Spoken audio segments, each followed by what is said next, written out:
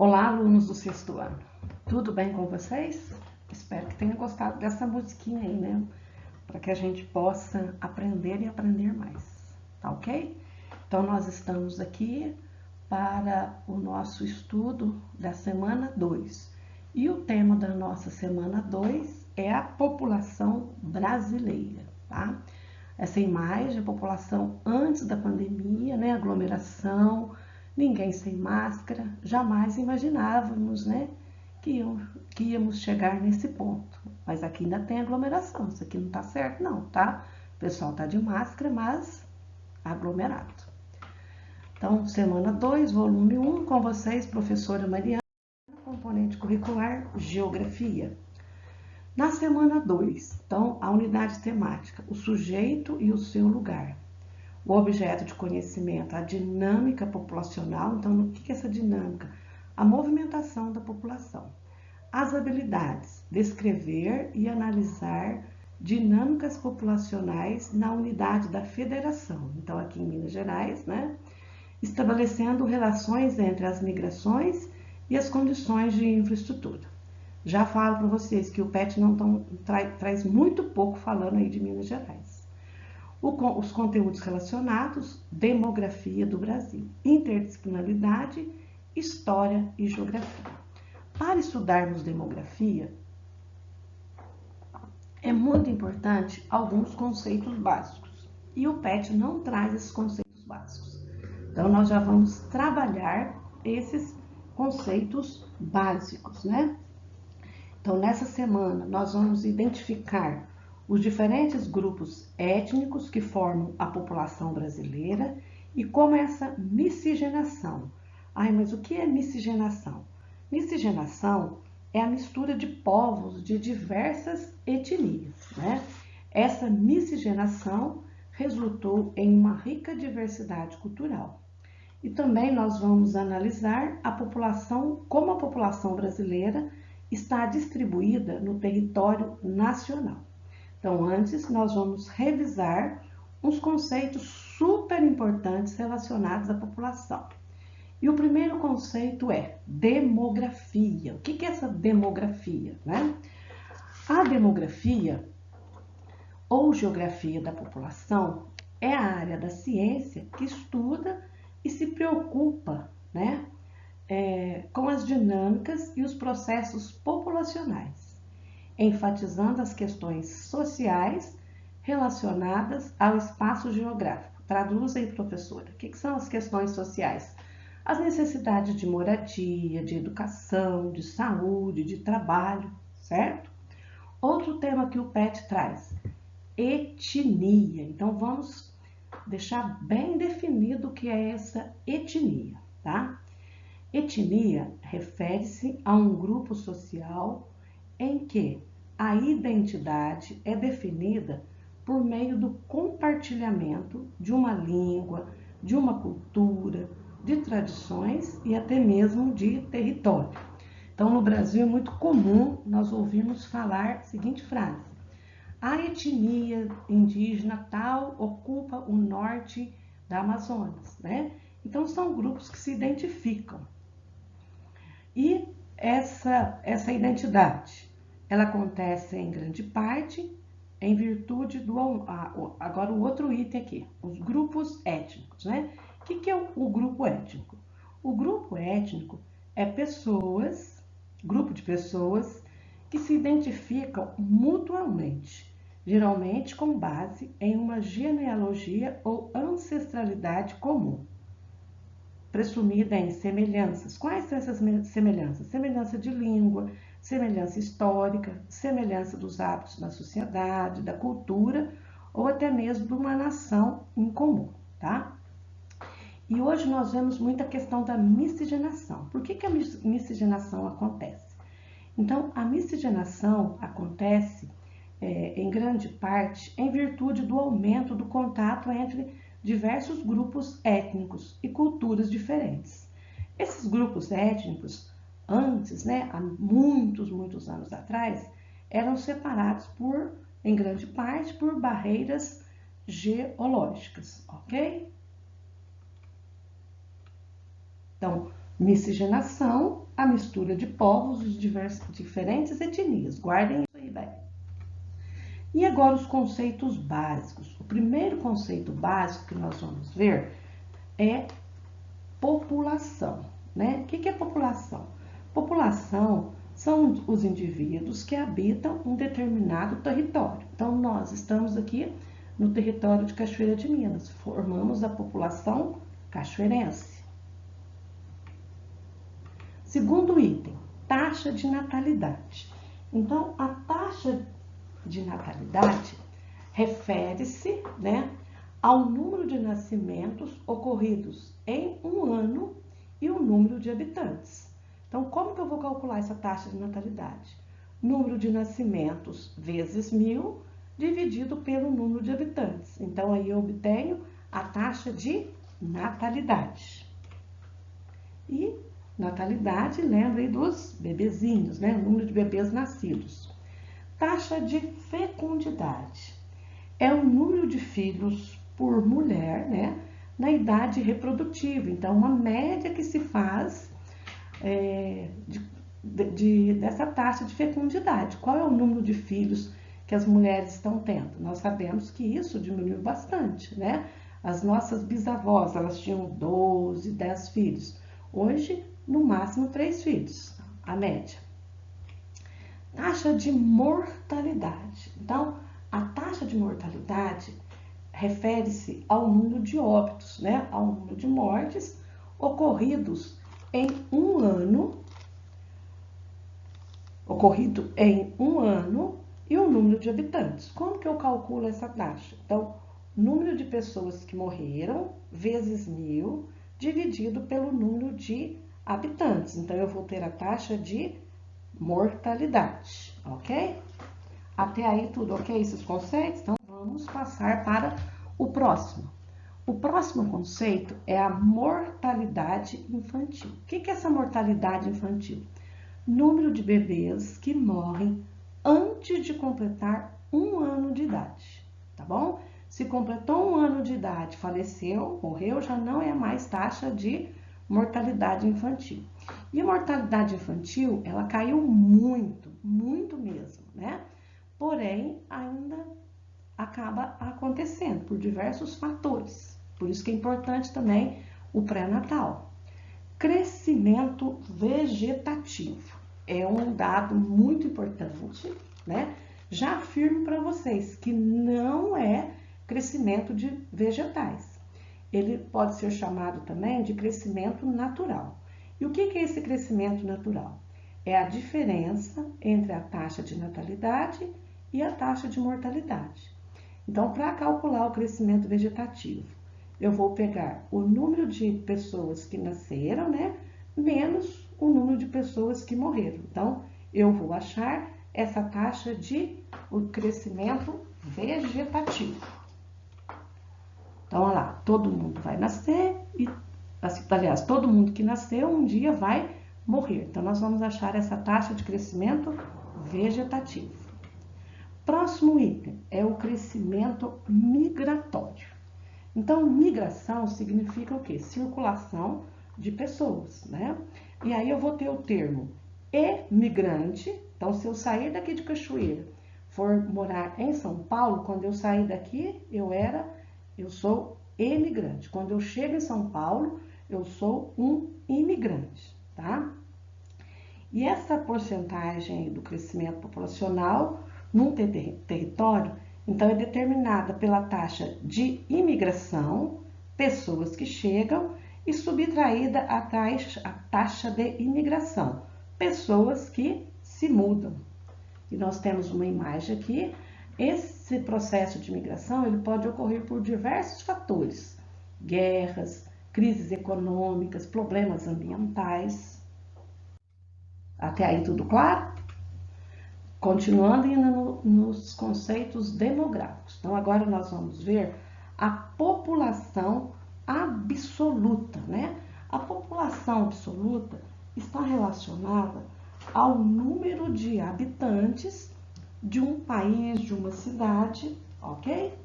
E essa população, ela pode variar. Nós vamos ter países que são tem uma população absoluta muito grande, como a China e a Índia, que são os 2 países mais populosos do mundo. Então, esse conceito está ligado aí a populoso, ok?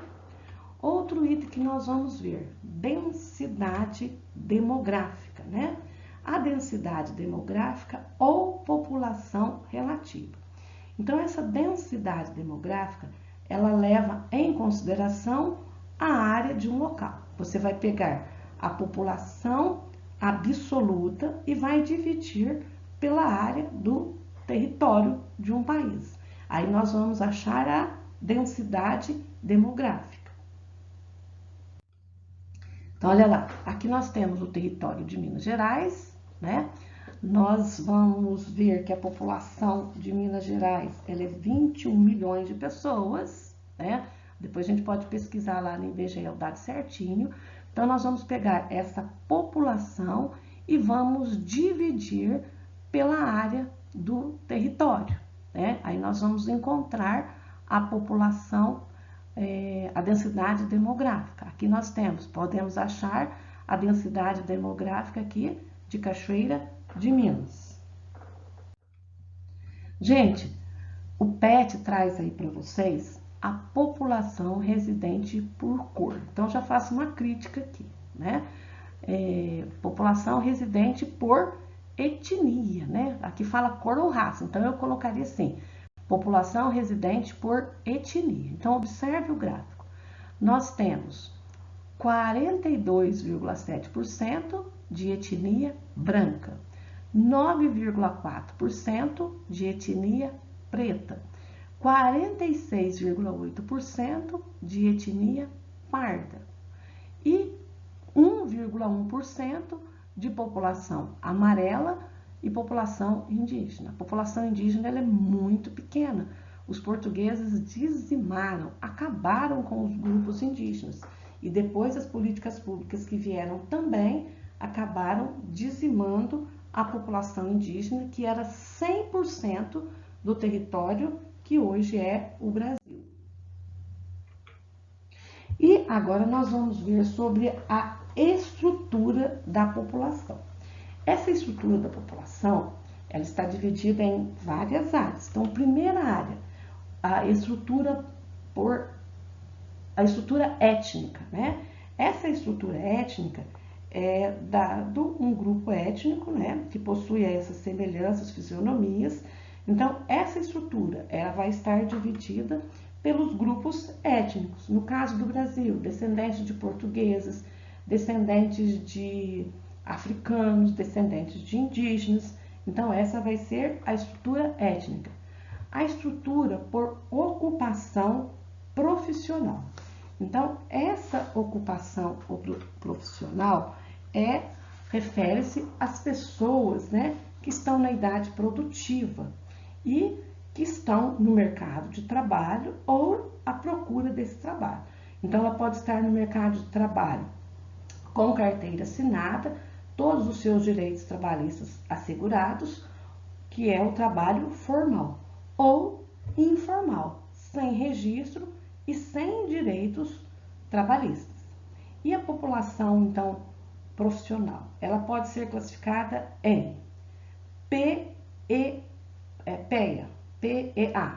que é considerada a população adulta que está empregada ou à procura de emprego, que nós falamos população economicamente ativa, tá? E também aqueles que estão procurando emprego. E o outro item é a população economicamente inativa. Quem que faz parte desse grupo, né? Então, ele representa as pessoas que não estão empregadas, os aposentados, as donas de casas que não exercem atividade econômica remunerada, as crianças, os adolescentes, né? E ainda que não atingiram a idade mínima para ingressar no mercado de trabalho. Então, essa é a estrutura por ocupação. Por faixa etária. Então, por faixa etária, a população ela pode ser dividida de acordo com a idade. E ela é representada pela pirâmide etária. Então, nós vamos ver agora essa pirâmide etária. Então, vejam lá. A pirâmide etária é um gráfico, certo?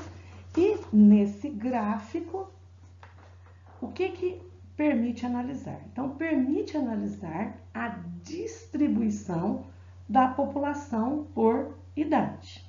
E esse gráfico é importante? Muito importante. Foi através desses gráficos aqui que a Secretaria de Educação pôde distribuir, né, as vacinas, saber qual era o grupo prioritário, tá? Então, eles são importantes porque ajudam na elaboração de planejamento público. Esse planejamento público pode ser a médio e longo prazo. Então, se observa que tem muita taxa de natalidade, necessidade de construir creches. E como é estruturado esse gráfico? Então, esse gráfico nós temos aqui uma base, né?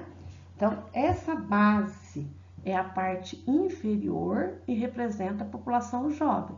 A população jovem vai até 19 anos. Então, essa aqui é a população jovem do Brasil, né? O corpo aqui da pirâmide, essa parte do corpo, é a parte intermediária, até aqui, ó.